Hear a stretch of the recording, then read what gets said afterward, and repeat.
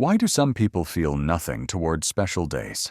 Sometimes you glance at the calendar, a date that should mean something, your birthday, an anniversary, a graduation, is getting closer. Your friends ask, "So, what are you planning?" You shrug and say you're not sure. Inside, a quiet thought appears. It's just another day. But is it really? Or is there something deeper behind that indifference?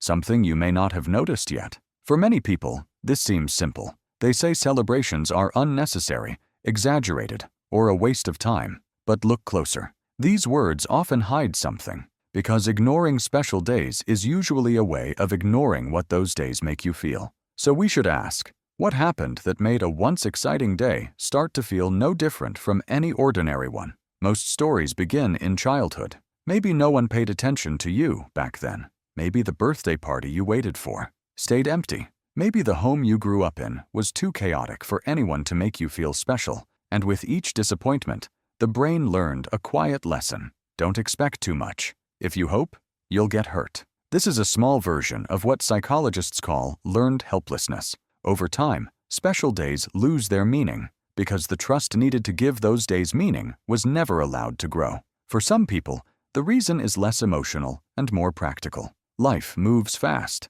Days blend into each other. Responsibilities pile up. And without noticing, the special day gets buried under everything else. Psychologists call this time blindness. When the brain is under constant pressure, the calendar stops feeling meaningful. It's not that you truly forget the day. There's simply no space left for it. So it becomes just another date. And then there's another group.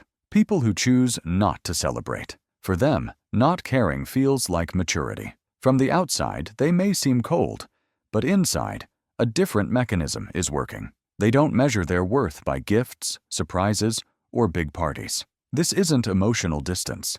It's emotional independence. Psychologists call this self-determination, your value coming from within, not from what others do for you. For these people, feeling special doesn't come from the calendar. It comes from an inner sense of stability. Despite their differences, all these stories share one thing. People who downplay special days have lived through times when they felt ordinary, and when they finally ask themselves, do I truly dislike special days? Or did I stop allowing myself to feel special long ago? That's the real turning point, because this is not about forcing a celebration. You don't have to like cake, gifts, or big groups. The important thing is to pause and ask, is today ordinary because I want it to be, or because I was taught to see it that way? If the answer is the second one, there is nothing to blame yourself.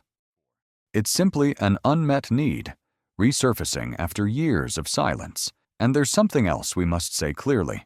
Not everyone needs big celebrations. That's okay. But some people carry a quiet belief for years. I'm not worth celebrating. And they confuse this belief with, I don't like celebrations. So here's one gentle suggestion.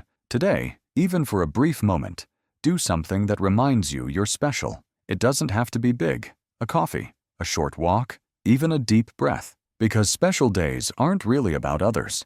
They're permission to notice yourself. If this video shifted your perspective even a little, this channel exists for exactly that reason, to help you understand the psychology behind your invisible patterns. If you want to continue this journey, you can subscribe. Maybe today is the first step toward making a day truly special for yourself.